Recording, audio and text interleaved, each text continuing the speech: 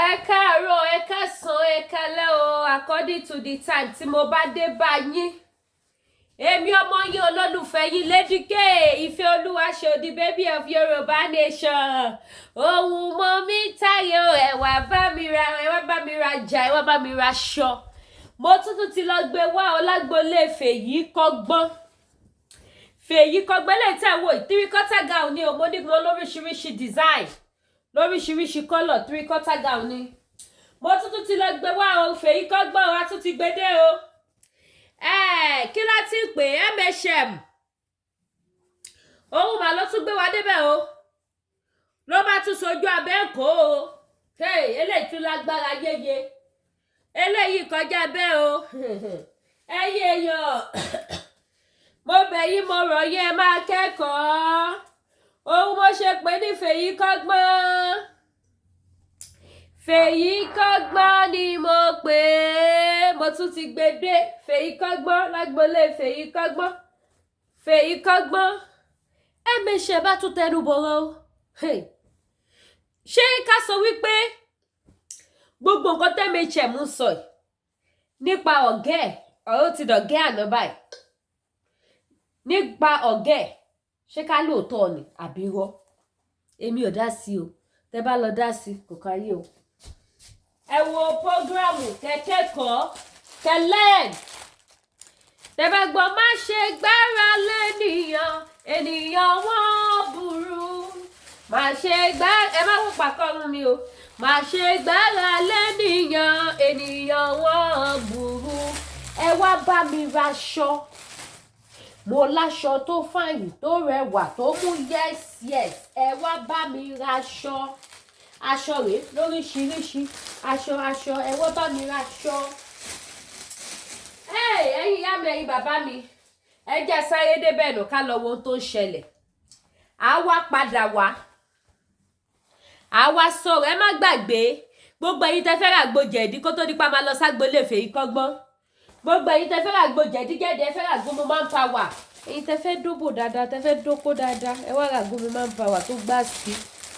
Ẹlòmíì tí wọ́n bá dó dáadáa máa ní problem. Ẹlòmíì tó bá rókó dóko ní gbádùn. Ẹjọ́ àsìkò tútù ládẹ wá yìí. Tó bá yẹ pé kan ló ń ṣe fún yín tẹ́lẹ̀ wọ́n á sọ́dẹ̀ mẹ́rin. Tó bá yẹ pé méjì ló ń ṣe fún yín tẹ́lẹ̀ wọ́n á sọ́dẹ̀ márùn-ún ẹ̀mẹ́fà. Ní òṣèré Ọlọ́run gbọ́. Mo fi Ọlọ́run tó dá ayé àti ọ̀run mo fi ṣẹlẹ́rìí. Ó mú yes ó confirm. Ó ṣe kí ni mo pè é? Ó confirmator. Tẹ́ bá gbọ́ confirmator another side tún lélẹ̀. So ẹ jẹ́ ká sáré jọ débẹ̀ á padà wá polówó. Ẹ já sáré dé agboolé Fèyí Kọ́gbọ́n. Ẹ máa bá mi ká lọ. Wàá rò bí irọ́ máa help ya ẹ̀ tí bá gbé voice note síta ayé ìyá ẹ̀ máa bàjẹ́. Èmi kìíní burúkú mo sọ bẹ́ẹ̀ Ọlọ́run. Àbòsí okòókò ya mi kó máa kọ́kọ́ bẹ̀rẹ̀ láti àwọn colleagues ẹ̀ àwọn voice note mi kọ́kọ́ bẹ̀rẹ̀. Ó ti yé ẹ kò yé ya ẹ̀ tó ti pé àwọn ti francas yẹn kò sí nǹkan kan mo ní gbé yẹn síta àwọn colleagues ẹ̀ gangan àwọn tí wọ́n ní máa mú lẹ́sẹsẹ báyìí ní ẹsẹsẹ máa bẹ́ẹ̀ tó wàá mọ̀ pé ìyá yín wọ́n pè ní Mayowa kò yé ìyá ẹ̀ kò yé ìyá ẹ̀ látún bí òkòdó ànémàmẹ́ látún mi ní dọ̀tí ẹ̀ bó ṣe wà gangan nínú voice note máa ṣe gbọ́ àti voice mi àti anybody àjọ máa gbọ́ kò yé ìyá ẹ̀ ìyá yín ló ń pè ní Mayowa kò yé ẹ̀ be on your lane o fẹ́ be on your lane ó ti yẹ o believe pé o ti ní oògùn wèrè kan oògùn òṣì tó ń gùn ẹ oògùn tó yẹ pé wọ́n ṣe fún wọn gangan fún ara ẹ wọ́n padà já ojú ẹ last ni wọ́n ṣe oògùn fún ẹbẹ ló má ti mọ̀ páyé ẹ ti bàjẹ́ wọ́n ṣe oògùn fún wọn gangan fún ara ẹ wọ́n padà já ojú ìyá ẹ last ni ibẹ̀ ló má ti mọ̀ páyé ẹ ti tán ó yẹ kó wá ṣe jẹ́jẹ́ ta ló nífẹ̀ẹ́ nobody. A celebrity, you turn yourself to a non-entity. Kíni celebrity tó wà nínú ìgbésí ayé ẹ tó fi ń para tó yẹ kó wá máa gbé kiri olórí burúkú ẹ sọ pé ọ̀dọ̀ Àna Mayowa ló fẹ́ wá máa rún ẹ sínú rọ̀fọ̀rọ̀fọ̀ kò yé ìyá ẹ máa rún ẹ sínú rọ̀fọ̀rọ̀fọ̀ kí mo sọ fún ìyá ẹ máa rún ìyá ẹ sínú dọ̀tí kò yé ẹ ó fẹ́ fara yí dọ̀tí máa rún ìyá ẹ sínú dọ̀tí ìyá ẹ wọn ní rí ìyá ẹ by the time tí bá paint ìyá ẹ tán wọn ní lè báàfù ẹ mọ́ by the time tí bá báàfù ìyá ẹ pẹ̀lú paint tí máa paint ìyá ẹ wọn ní rí ìyá ẹ fọ̀ kò yé ìyá ẹ gbogbo oògùn olórí burúkú tó fẹ́ rin ìrìn àjò olórí burúkú yẹn àti rìn kọjá gbogbo ẹ̀ láti rìn kọjá ṣó mọ̀ yìí pé tí èèyàn bá wà pẹ̀lẹ́yàn èèyàn máa ń wà ahead of that person 10 times ahead of that person kò yé ìyá ẹ ìwọ tó lè fún mi ní list ìwọ tó fún mi ní list P&P wà ara àwọn tó fẹ́ kí n fẹ́ flag o P&P tó bẹ́ẹ̀ ṣe ó wí pé mo wà 10 times ahead of you ó wà lára àwọn tó fẹ́ kí n bẹ́ flag ibẹ̀ ni mo ti débẹ̀ pa list P&P lélẹ́kẹ̀ẹ́ kí ló ṣe fún ẹ ibẹ̀ ló jẹ́ kí n mọ̀ pé ó jalè ni tàti máa dé page ẹ̀ mo pé this is the last person pẹ̀lú mi àti ẹ̀ta standing tá wà pẹ̀lú ẹ̀ kò sọ fún ẹ ó ní pé tó bá bá gbogbo èèyàn jà kó má bá Àna Mayowa jà ó sọ fún ẹ náà àbí kò sọ fún ẹ ó mọ̀ pé mọ́là lèmi èmi máa ń lọ ní èmi ò ń padà sẹ́yìn kò sẹ́ni tó máa ń sọ fún mi kó yá ṣe báyìí no ẹni bá fẹ́ gbọ́rùn ẹ̀ ni because ọlọ́tẹ̀ ni wọ́n kò yé ìyá ẹ̀ nǹkan tí n bá fẹ́ gbọ́ ni ẹni tó fẹ́ gbà yá ẹ̀ kalẹ̀ mo fẹ́ rí lọ́wọ́ mi òye ìyá àwọn tó ń bínú yá ẹ̀ òye ẹ̀ wọ́n ti fún ìyá ẹ̀ tó dúró síwájú ẹ̀ báyìí wọ́n ti fún ní gift òye ìyá ẹ̀ tó yẹ kó tó bá tọwọ́ bọ ẹnu kìnìún tó bá gbé gift yẹn sẹ́nu kìnìún gan ò ní gbé fún yín wọ́n gbé fún èmi mọ̀mí Àna Mayowa wọ́n ní gbà fún ẹni àmọ́ ní mi ti dàbí rárá ara ń bọ̀ ara sì ń bọ̀ olórí burúkú ẹ̀ ara ń bọ̀ àrí evidence pé ó tiẹ̀ mú evidence jáde lásán ayé ẹ̀ máa bàjẹ́ sí mi lọ́wọ́ máa loud music ó tiẹ̀ fún mi evidence lára ayé yẹ máa bàjẹ́ by the time tí bá kọ́kọ́ gbogbo show mi máa fi pẹ̀lú evidence ó máa sún mi lọ pẹ̀lú evidence ó pé àwa àti àtijọ́ di franca speaker kan náà olórí burúkú yẹ̀yẹ́ briti táyé ẹ̀ ti bàjẹ́ olófò aláyé bàjẹ́ ìwọ tó yẹ pé ayé ẹ̀ ti tán òun wọ ẹni tẹ́jọ́ máa sún mi papọ̀ ṣé mi mo balẹ̀ ayé ẹ̀ jẹ́ ni èmi mo sọ pé kó lọ dómì nírù tó kọ́kọ́ gbé ìgbésí ayé ẹ̀ wá sí orí social media èmi mo sọ fún ẹ pé kó lọ dómì nírù ìgbésí ayé ẹ̀ bàjẹ́ láti orí ọ̀rọ̀ òmìnirù láyé ẹ̀ ti bàjẹ́ kí n rí fá ọpọlọ ẹ padà síbẹ̀ ibi tí ayé ẹ ti bàjẹ́ nígbà tí Mùníru gbé ẹjọ́ ẹ wá sórí social media olórí burúkú ni ìgbà tó ń pè ẹ́ pé Mùníru gbé ẹjọ́ ẹ wá sórí social media kí ló dé tó olórí burúkú ẹ sọ pé o wà interested tó bá kí n ṣe olórí burúkú ẹ dá kí ló dé tó sọ pé o wà interested èmi máa bẹ́ẹ̀ mú wá pẹ̀lú evidence kí ló dé tó sọ pé olórí burúkú ẹ o wà interested nígbà tí Mùníru ẹ̀yin tẹ́ mọ̀ ni Mùníru mú bọ̀ ìgbà tí Mùníru tó gbé ẹjọ́ ẹ wá sórí social media kí ló dé tó jẹ́ kán mọ̀ yìí pé o wà interested mọ̀ nítorí pé olórí burúkú ni ẹ́ ó ti mọ̀ pé wà fi social media yẹn nǹkan tó ti tán nínú ìgbésí ayé ẹ̀ ó mọ àwọn tó máa ń target bó ṣe sọ nínú ọ̀rẹ́ àwọn tó wà labroad òun làwọn tó máa ń target ẹ̀ nìyẹn àwọn tó wà labroad because àwọn ló easy jù láti gba owó lọ́wọ́ wọn àwọn ló easy jù láti gbowó lọ́wọ́ wọn ìwọ ló fọ aláyé bàjọ́ ní fake life bí mo ṣe wà yìí tí bá ṣe bàràǹdà wàhálà iṣẹ́ ni ó ti tán fún ẹ jọ níbo ni gbogbo gold tó máa fi hàn wọ́n lórí social media, lórí Instagram, níbo ni gbogbo gold yẹn wà? Àwọn tó ní ti gbà. Níbo ni diamond yẹn wà? Àwọn tó ní ti gbà. Ìwọ ló máa ra ago, ló máa ní pé àwọn tó ń bẹ ta ago kan bẹ yọ owó ago yẹn, kan bẹ change gbogbo owó yẹn. So that wá sórí social media. Ẹ má gbọ́ o. Wá sórí social, ó ti ra ago mi. Ago tó wọ́ ti 30 million. Olórí burúkú tí ò ní 50,000 naira lápò. Kò ní dá fún ìyá ẹ̀.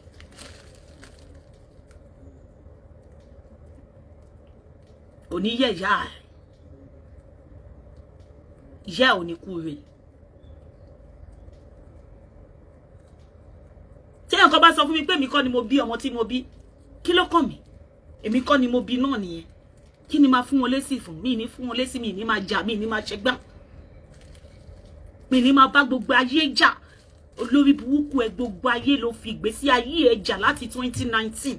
Olórí burúkú ẹ ò tí win. Ó win anybody up till today. Ó máa dú owó tó ti ná fún oògùn ṣíṣe. Ìgbésí ayé ẹ wá wà ní jújú. Àwọn sọ pé ẹ wá wo ilẹ̀ tá ń tà lélẹ́yìí, olórí burúkú ìwọ tó ń jókòó sínú ṣọ́ọ̀bù tó sọ pé ó ń taṣọ. Aláyé bàjẹ́.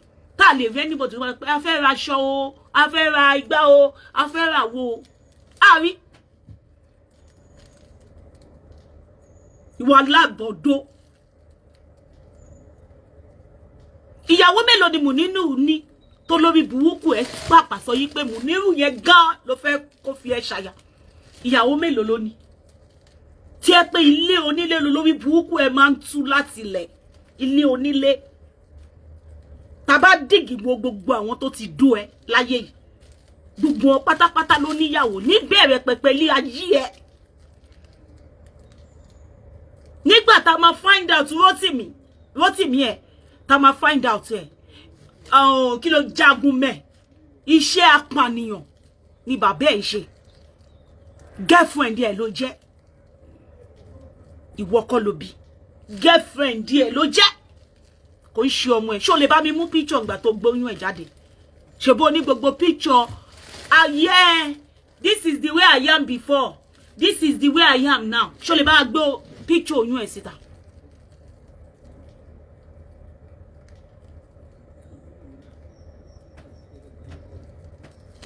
Ó lè bá wa gbé síta. Formulator irọ́. Ló yí ibẹ̀ ní ìgbésí ayé ẹ bàjẹ́ sí gbogbo nǹkan tó rò bóyá o fẹ́ ní láyé ẹ ó padà wá sílẹ̀ lẹ́ni. Ó wá wò bí gbogbo èèyàn ló fẹ́ drag kan jọ wá sílẹ̀ lẹ́ papọ̀ nítorí pé ọmọ ìlẹ̀lẹ̀ ni ẹ. Tí ìyá ẹ fi kú kò jẹ jollof rice. Ìyá tó bí ẹ tó fi kú láyé kò jẹ jollof rice. Ìyá ẹ ò sùn sórí bẹ́ẹ̀dì rí tó fi kú láyé. Orí ẹni ni ìyá ẹ máa ń sùn sí.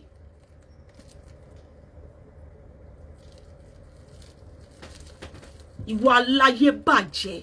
Olórí burúkú ẹ ò mọ bí tó ti ń bọ̀. Tó bá wo bí tó ti ń bọ̀, ó ní balẹ̀ ayé ẹnì kankan jẹ́. Nítorí mo ṣe sọ pé ìfun ìyá ẹ ló jàjẹ́. Ìka ọwọ́ ìyá ẹ òun ló ń jèrè ẹ lọ́wọ́lọ́wọ́ báyìí. Ìka ó rí bí ọmọ tí Ọlọ́run ò ṣe fún ìyá ẹ lọ́mọ ní bẹ̀rẹ̀ pẹ̀pẹ̀ ilé ayé ẹ torí ìyá ẹ ìka ni. Àgbákò ìyá ló bí ẹ.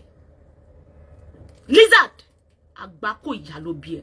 Ó ti rí nǹkan kan piambu fáwọn tó gbé owó wá síbí kò yẹ piambu lélẹ̀. Màá bá yín play voice note yẹn tó máa gbà skilliciously swagaliciously.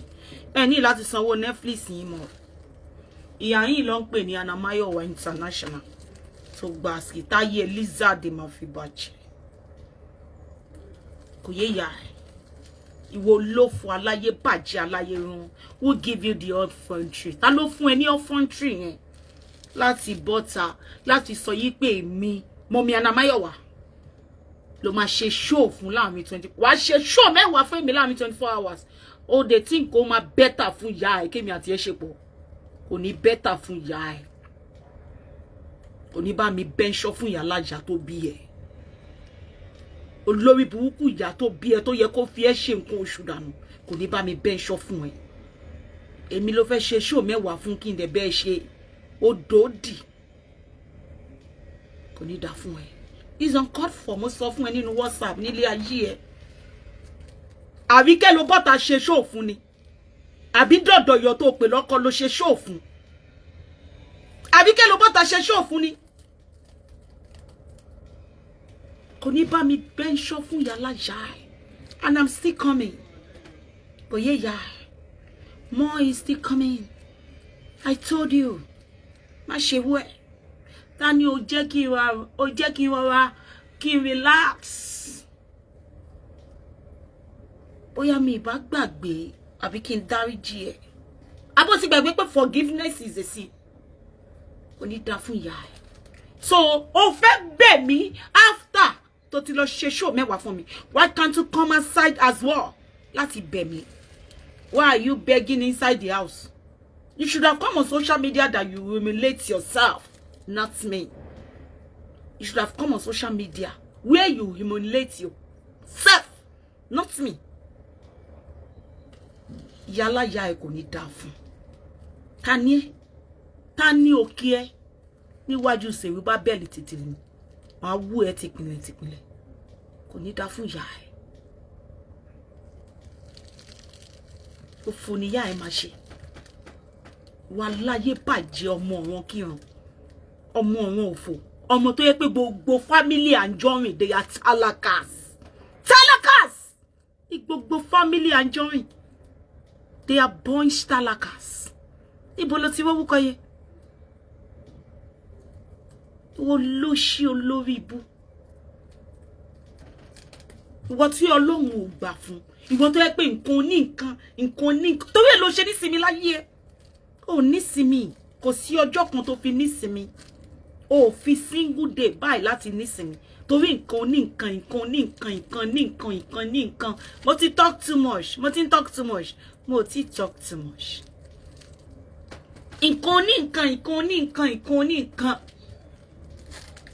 Òun ló fún ẹ. Lo gada jọ ló sọ pé ó di tiẹ̀. Tó ẹ ló ṣe ni ó lè nísinmi títí láíláí.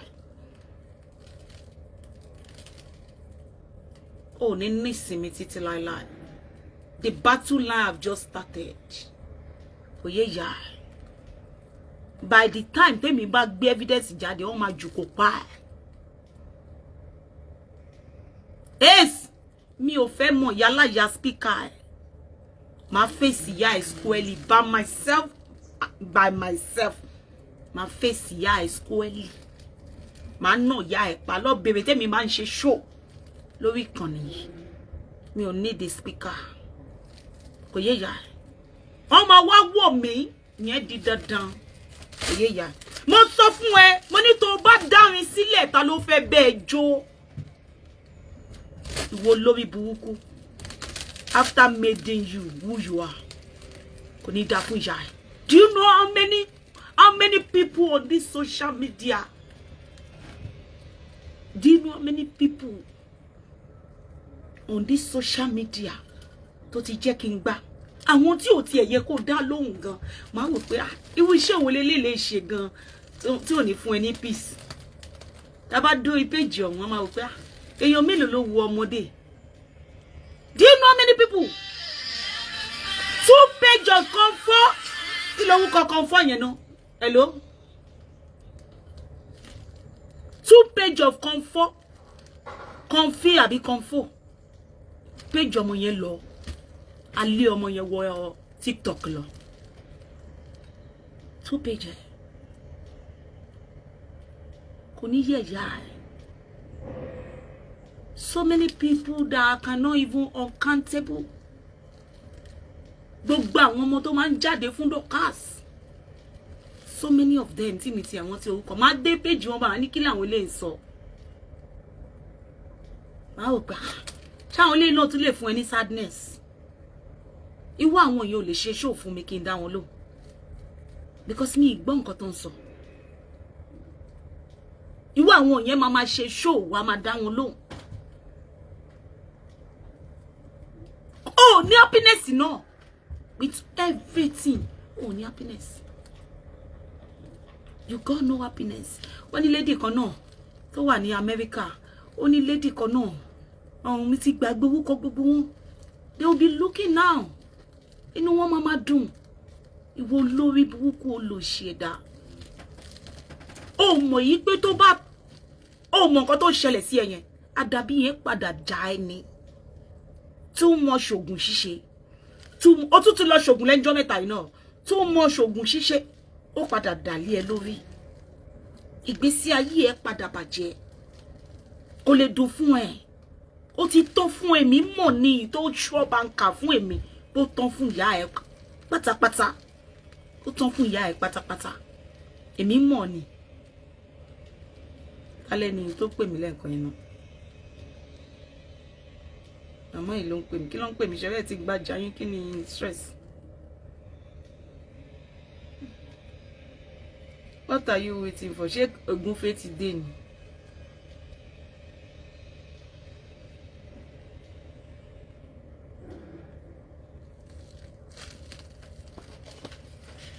Àti ní ó ṣe school fún mi. Wọ́n á ti ní àwọn cream yẹn kékeré.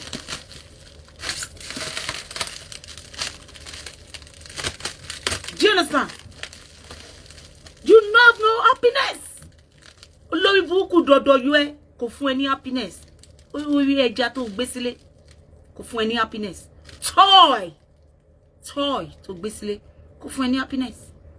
You have no happiness. Bó ṣe máa bá ìbànújẹ́ àwọn ènìyàn. Wàá máa sọ pé òun lè bá àdàbí jẹ́, kò ní dá fún ayé àdàbí. Mo máa bá so many things jẹ́. Ọlọ́run.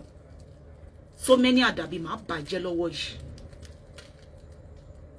Máa bàjẹ́.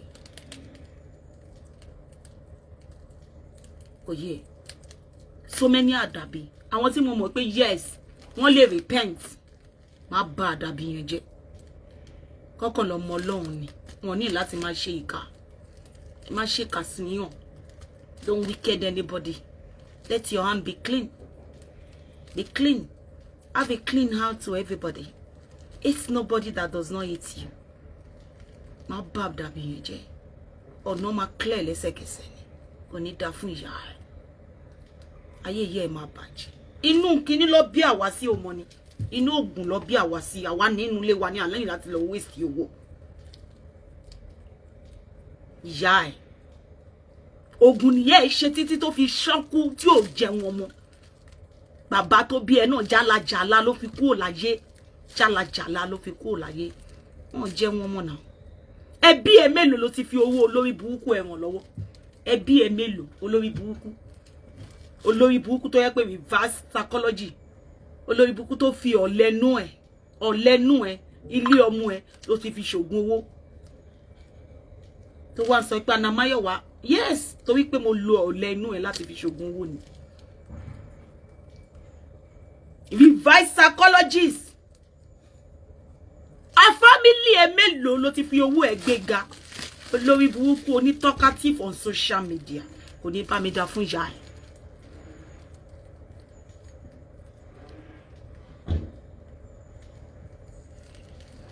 Àbẹ́ anybody tó wà lórí social media kó béèrè 10 million lọ́wọ́ ẹ̀ bóyá o máa rí fún. O ò ní lè fún. Báwo ló ṣe fẹ́ rí? Ibo ló ti fẹ́ ṣàgbàpọ̀ ẹ̀? Ibo ló ti fẹ́ ṣe àgbákò ẹ̀?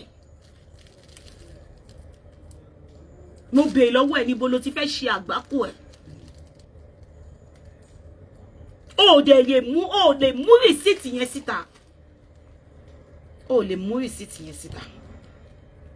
Sọ fún pé ayé ẹ máa bàjẹ́, wọ́n ti gbówó wá, òye ìyá ẹ̀. Ayé á bàjẹ́ tó máa gba skilliciously. Mi ní parọ́ kankan so that wàá lè gbé.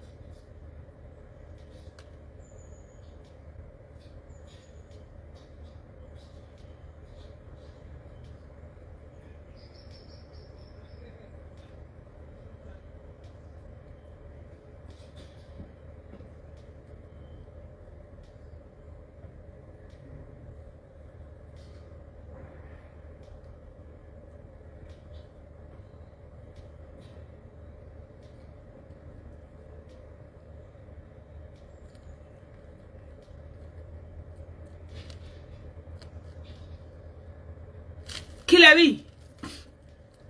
rí yìí ẹni sùn. Vice kí lẹ rí vice president àti Italele awata nìyẹn kí lẹ rí yẹn ẹ ti rí ṣé ti rí pé group ẹ nìyẹn ṣé kò yé yín sìn ṣé ti rí pé group ẹ nìyẹn ṣé kò yé yín sìn ṣé ti rí group yẹn ṣé yín náà ti rí ẹ ti rí gbogbo group yẹn ṣé ti rí pé èmi àti ẹ nìyẹn ṣé ti rí ṣé pé èmi àti ẹ nìyẹn ẹ ti rí gbogbo wọn ẹ ti rí gbogbo nọ́mbà wọn mo lọ forge ẹ ní ó rí pé mo lọ forge gbogbo nọ́mbà yìí ó ti rí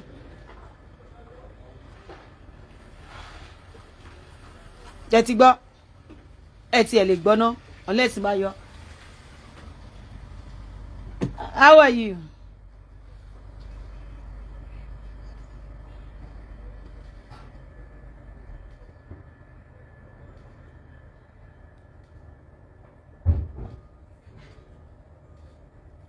Ẹni sùúrù ebi ẹlẹ́ má ti mọ̀ pé mi ìparọ́ ẹ má gbọ́ o. ṣe rádaràda lórí so government workers ni tó wá ń ṣe rádaràda lórí social media orí ò máa pè ṣẹtiri kó mọ òfin. ṣé wọléwọlé aṣọ máa gbọ́ bọ́ lọ́rùn. ṣé ń gbọ́. mo ní mi rò bóyá pírẹsidó mọ̀ pé ṣé ń gbọ́. ẹ má gbọ́ ẹ má gbọ́ ẹ má gbọ́. mi ṣẹ̀mú máa fi wọ́n lájà wọ́n máa lè ṣiṣẹ́ lórí ẹ̀ wọ́n á lè ṣiṣẹ́ lórí ẹ̀. àwọn ọmọ tó wà lábẹ́ ẹ̀ nìyẹn ó ti yé ó ti yé ìyá ẹ̀ èmi máa bẹ́ẹ̀ ṣe òdodo ni kò yé ìyá ẹ̀ òdodo nìkan ni máa bẹ́ẹ̀ ṣe so wọ́n máa fọ́ọ̀jì gbogbo group báyìí wọ́n máa fọ́ọ̀jì gbogbo group báyìí ní ìgbà tí a ní group eléyìí ṣó ti yé yín sìn ní ìgbà tá a ní group eléyìí mi ń bọ̀ ní ìgbà tá a ní gúùpù yìí ṣé kò yé yín sìn ìgbà tí ọmọ kan lọ gbé gbogbo voice note tó wà ní gúùpù yìí tó lọ gbé fún Sọjí tẹ́ bá rántí tó ń play gbogbo voice note yẹn òun la fi ṣí ẹlẹ́ẹ̀kejì òun la fi ṣí gúùpù kejì ṣé ti lọ left gbogbo gúùpù yẹn sílẹ̀ òun lọ fi ṣí mi mo wá ṣàgbọ́ gbogbo voice note yẹn mo gbọ́ gbogbo ẹ̀ mo wá lọ rí mo wá sọ fún wọn nínú gúùpù yẹn ẹni tó bá jẹ́ alimi nínú yín kó kú òǹbẹ ẹni tẹ́ ẹ mọ̀ yìí pé ọkàn yín ò tọ́ sí kó kú òǹbẹ ọmọ yẹn wọ́n máa ń pè ní queen ó sì wà lórí WhatsApp mi ọmọ yẹn sì wà lórí WhatsApp mi ṣé kò yín sí kí ló ń parọ́ fún ìyálàyà ẹ ní gúùpù náà ṣé o bẹ́ẹ̀ mi ò mọ àwọn tó ń bẹ flag ni màá disable gbogbo page wọn gbogbo àwọn tó ń bẹ flag gbàtàpátá mo mọ wọn mo mọ gbogbo wọn mo mọ orúkọ Facebook wọn màá disable ẹ màá bẹ̀rẹ̀ disable wọn màá bẹ̀rẹ̀ láti máa disable gbogbo profile wọn tó bá ní page lórí Facebook màá disable ẹ.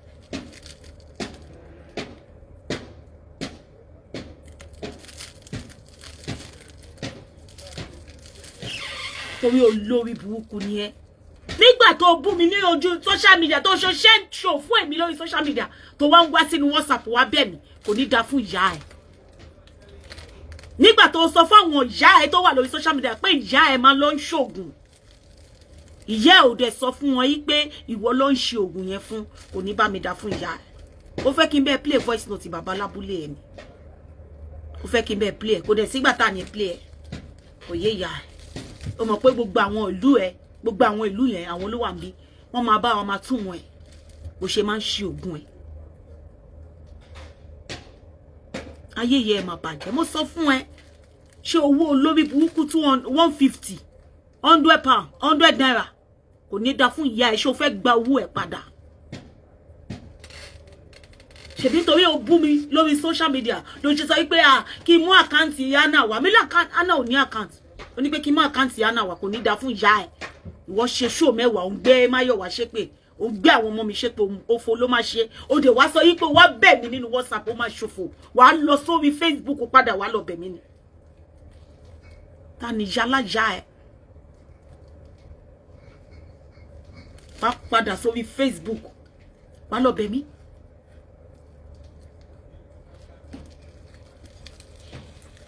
then ó máa wá tán wá sọ fún ìyá ẹ padà wá sọ fún wọn lórí social media ogun tó sọ pé ó ṣe ìwọ ló ṣe fún kò ní dá fún ìyá ẹ.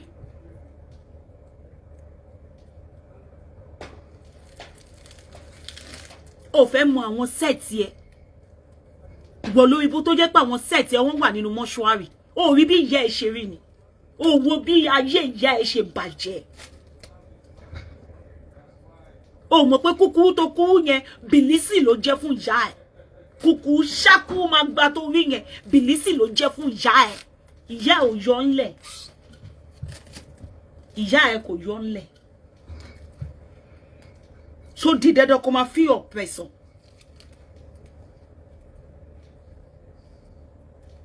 ìwọ lófo ìwọ aláyérun ìwọ tó yẹ pé kò sí kankan nínú Rótìmí tó jogún ẹ̀ tó bá wọn máa tọ́jú Rótìmí nìyẹn òun bá wọn tọ́jú ẹ̀ ni ó rán ọmọ yẹn lọ sí school ọmọ yẹn ò lọ sí school ọmọ yẹn lọ kọ́ṣẹ́ ni ọmọ yẹn lọ kọ́ṣẹ́ mú graduation Rótìmí síta wọ́n ní kó mú graduation Rótìmí olórí burúkú sọ pé òun padà lọ sí school òun kúrò ní school òun wá padà lọ graduate after 10 years ó dẹ̀ wò bí ọ̀rọ̀ yẹn máa make sense because kò sí nǹkan tí ò lè ṣẹlẹ̀ ní Nàìjíríà is a bribing and corruption after 10 years tó sọ pé ó ti kúrò ní school ó ṣẹ̀ṣẹ̀ wá padà lọ sọ pé ó fẹ́ ṣe graduation ta ló graduate yẹ pẹ̀lú òbí àwa táwa lórí social media òbí owó ìwọ ò pé òbí ó dẹ̀ ní wá tó bá sọ̀rọ̀ lẹ́nìí ìyípadà ló máa yípadà lọ́la ìwọ táyé ẹ ti rún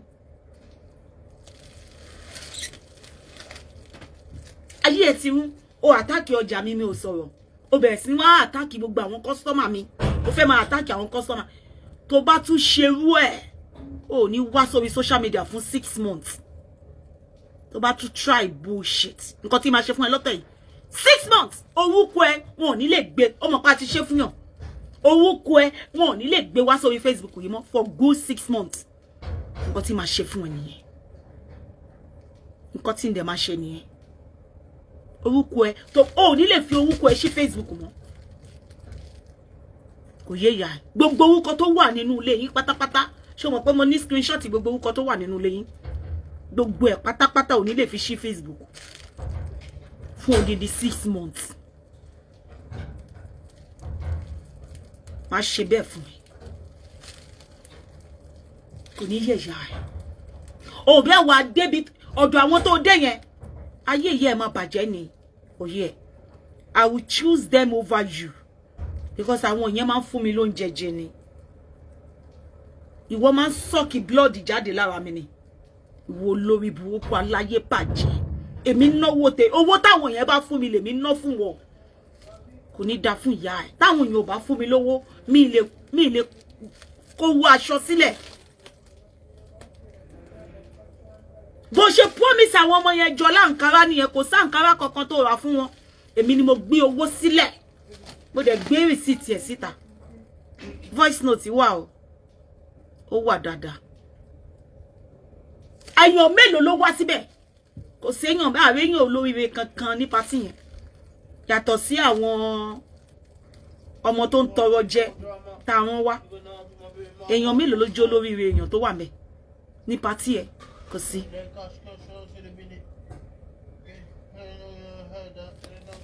ìwọ tí gbèsè ayé òun yes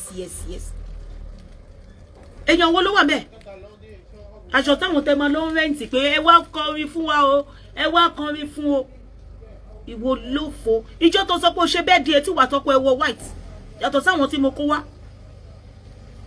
pé kọ́ lọ kọrin fún ẹ èèyàn mélòó ló wà ńbẹ̀ ta ló yẹ sí gangan ta ló pe oníjó fún ẹ nobody kò sẹ́ni tó mọ̀ ìyá rẹ tá a bá sanwó fún wọn wọn ní wá wọn mọ̀ ìyá rẹ wọ́n ètì ẹ̀gan nínú ayé nǹkan tó sọ pálùjọ sọ fún ẹ nìyẹn ó ní ẹran ìkórìíra nínú ayé kò sẹ́ni tó nífẹ̀ẹ́ rárá you are 8 wọ́n kórìíra ẹ bí ẹ̀gbin bí mi wọ́n ṣe kórìíra ẹ nìyẹn ìkórìíra yẹn pọ̀ fún ẹ gan kò jẹ́ kó ní lọ síwájú. Ìyá ẹ máa ṣòfò. Ìbá ti túra lẹ̀ tán, ìyá ẹ máa ṣòfò. Mo sọ bẹ́ẹ̀ fún ẹ. Mo dẹ̀ máa bẹ̀rẹ̀ 6 months yẹn látẹ̀ni lọ. Hello, Ace. Mo máa kúrò online sí máa gbàbẹ̀ lọ. Oyè ìyá ẹ̀. Ṣípínní. Bí 200 pounds ló máa ná mi. Tí ayé ìyá ẹ̀ máa fi bàjẹ́ fún oṣù mẹ́fà. Ò ní lè wá sórí social media.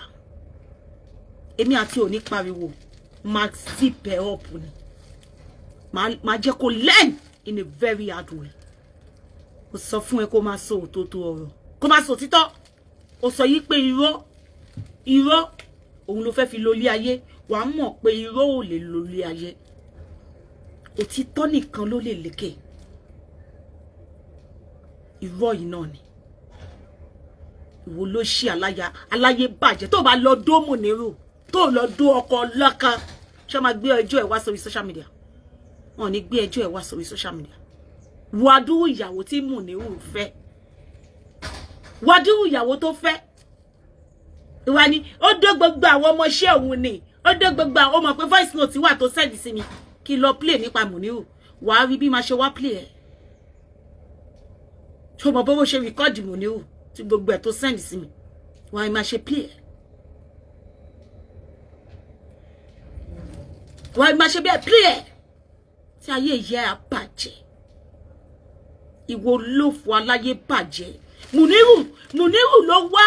Ṣé o mọ̀ pé ó sọ bẹ́ẹ̀? Nígbà tí wọ́n bẹ̀rẹ̀ sí sọ wípé òbí mo ò ṣe gbá, Mùnírù ló lọ gbé gbogbo àwọn speaker yẹn síta fún ẹ. Mùnírù ló gbé owó fún wọn. Ọ̀rọ̀ ń bọ̀ kò tí yá. Bí Mùnírù ṣe gbé owó fún gbogbo speakers. Gbogbo ẹ̀ pátápátá la máa bẹ̀ ṣe pẹ̀lú voice note evidence. Kò yé ìyá ẹ̀. Gbogbo ẹ̀ la máa bẹ̀ ṣe pẹ̀lú voice note evidence.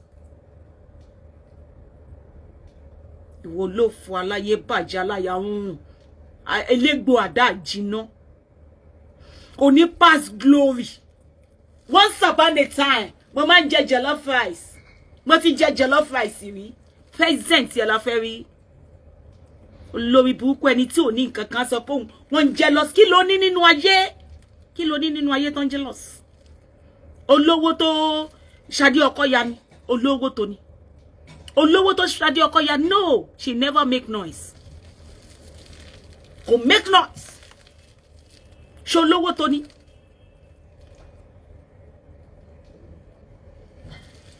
Alákìjà tó máa fi rẹ̀ wé ṣé olówó tó Alákìjà?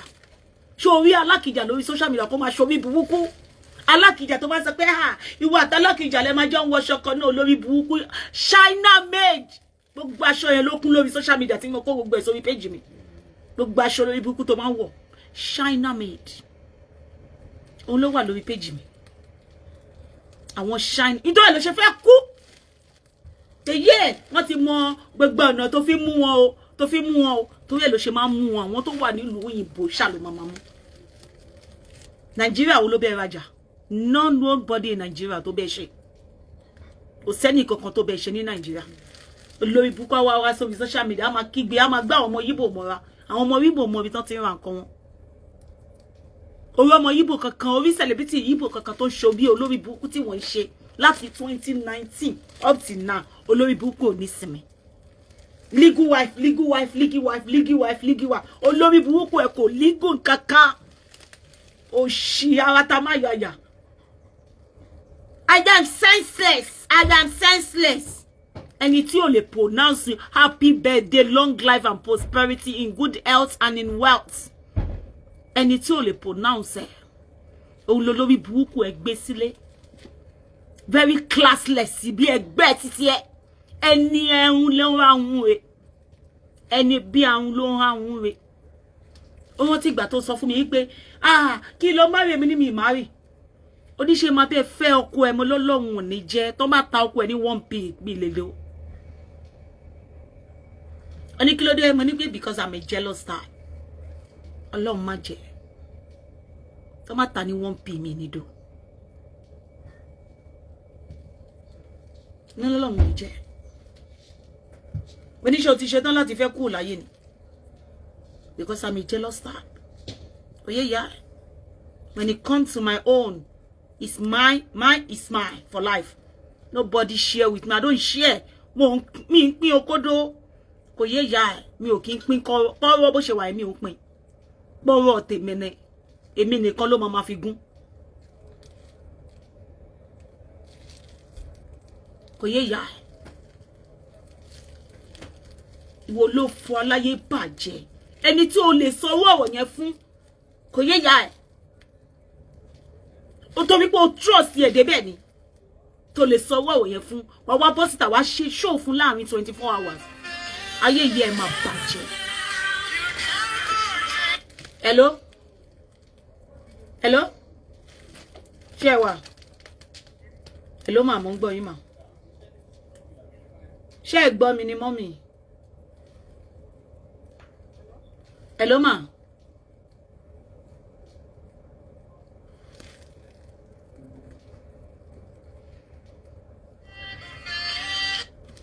Hello? Can you hear me? Ṣé ẹ ń gbọ́ mi? Eka. Ginger wa. Yeah. 25 pounds ni ma. Okay, ṣé ẹ fẹ́ kí n post ẹ lẹ́nu? Rí mi sìn, okay, tí bá ti ṣe tán, kẹ́ ẹ pè mí. All right. Yeah, all right ma. Okay ma. Yeah, níbo lẹ wà?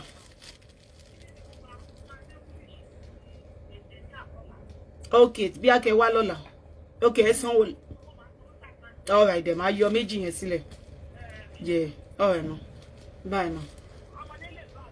Ma? Why not? Ó lè lò. Ẹ kàn ní fún ní mẹ́fà ni ó máa mú mẹ́ta. Ó máa mú ìdérí yẹn mẹ́ta láàárọ̀, ìdérí yẹn mẹ́ta lálẹ́. Bẹ́ẹ̀ ni ma. Okay ma. Ẹ ṣé gan ma. Ìwọ ló fò lóòrùn. Ìwọ tó yẹ pé akágàn ni kò yé ya ẹ. Wo gbé sí ayé Àríkẹ́ tó ń gbé pẹ̀lú ẹ. Wo gbé sí ayé ẹ. Wọ́n gbọ́dọ̀ fi Àríkẹ́ ìgbésí ayé Àríkẹ́ kan fi ṣépè fún yàn. Ẹni yẹn ò lè ṣoríire títí láíláí. Àríkẹ́ lọ sí Amẹ́ríkà ní o. Ó lọ sí Amẹ́ríkà lórí irọ́. 2024 ship dé bá ní Nàìjíríà. 2024 dé bá Àríkẹ́ ní Nàìjíríà. Ìyàwó ẹbí ìyá Àríkẹ́. Tí Àríkẹ́ gan bá ń ta pure water, àwọn ẹbí ẹ̀ máa jẹ wọn mu. Tó bá jẹ́ pé pure water ló ń tà. Tí Àríkẹ́ bá bá ọmọ Yíbò ṣe, á ti ní freedom. Ọmọ yẹn sì ń continue láti máa ṣe ọmọ ọ̀dọ̀ ni. Kò nílé títí ẹ̀. Àríkẹ́ ò nílé. Kò ní nǹkan kan láyé ẹ̀.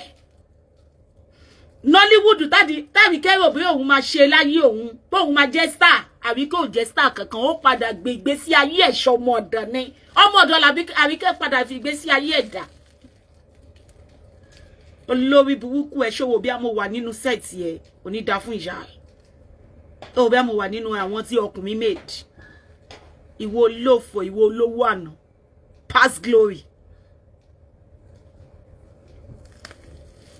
Olórí burúkú kálára. Nígbà tó olórí burúkú ẹ̀ sọ pé àwọn ọlọ́pàá tó clear kò ń ṣe court ló clear. Olórí burúkú ó expect mi kí n gbé òun sórí page mi. Ó máa ṣòfò ẹ̀mí ni. Ó ní pé torí pé mi ti bú òun lọ ṣe lọ clear òun kò ní dá fún ìyá ó lè ló lè máa jẹ́. Thief na thief. Kò tí yeye. Thief na thief. Ó lè ló lè máa jẹ́. Orúkọ yẹn ò lè kúrò nínú ìgbésí ayé ẹ. Orúkọ yẹn is your surname for the rest of your life. Lizzy Anjorin Olè Ìdúmọ̀tà. That is your surname. That is your surname. Add it together inside your passport. Lizzy Anjorin Olè Ìdúmọ̀tà. It's your surname.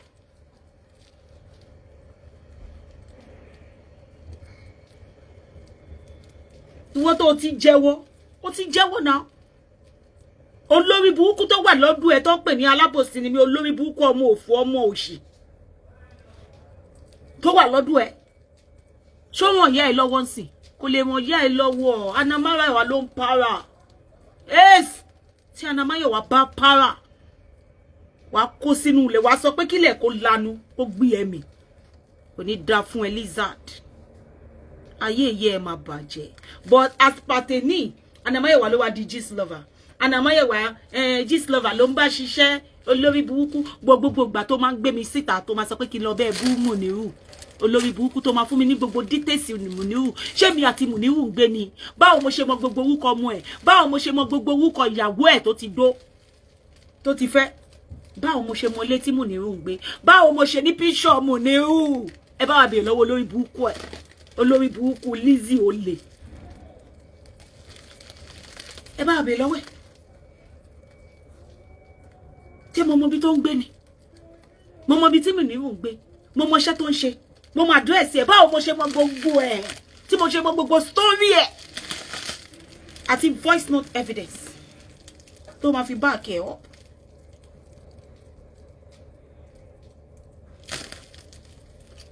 àti ibi tó ti ń bá àti ibi tí Muniru ti ń bá obìnrin sùn ṣé èmi àti Muniru ń gbé tó fún mi níbi tó ti ń bá obìnrin sùn tó ní pé kí n bẹ́ẹ̀ play tí mo sọ pé Facebook máa gbé page mi wálẹ̀ pé ká fi disgrace yẹ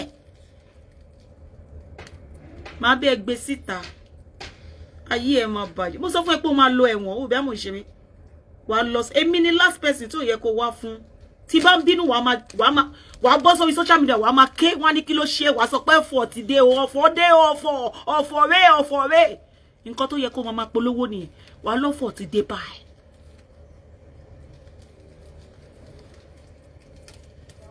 wàá lọ́fọ̀ ti dé báyìí. àbọ̀ ògbé ìwòwò Muniru fún mi ògbé ìwòwò ẹ̀ fún mi tí o lè parọ́ yẹn lórí social media tó bá ń ṣe pé Facebook máa gbé péjì mi lọ àbá ti gbé kíní ìbọ̀bọ̀ yẹn síta bò nítorí pé Facebook máa gbé péjì mi lọ ó sọ pé tí bá ti lè ti ṣe yẹn báyìí ó máa kúrò lórí Facebook ni Muniru kò ní máa lọ sanwó fún gbogbo àwọn speaker mọ́ kò ṣe Gistlover nìyẹn gbà yẹn o Muniru ló sanwó fún gbogbo speaker tó ń jáde gbogbo àwọn tó ń jáde Muniru ni Muniru ò sanwó fún ọmọ nsìn Gistlover tún ni ìwọ lórí burúkú tá yí ẹ ti bàjẹ́ ìwọ tó mọ ọ̀tún àtòsí wo wàá rí pépà báyìí wàá máa rò bí pounds ni tó ó máa jọ pounds lójú ẹni ní nǹkan tí máa ṣe fún ìyá ẹ ayé ìyá á bàjẹ́ àtìyàn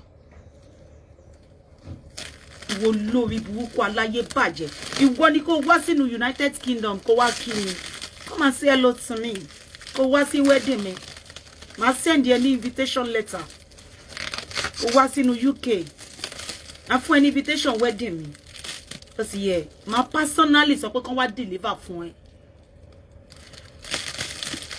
màá fi DHL gbé kán wá deliver fún ẹ kó wá sínú wedding mi nínú UK kò yé ìyá UK ni mò ń gbé UK ni màá ti ṣe wedding ó ti yẹ I need the support yàrá ya ẹ má worry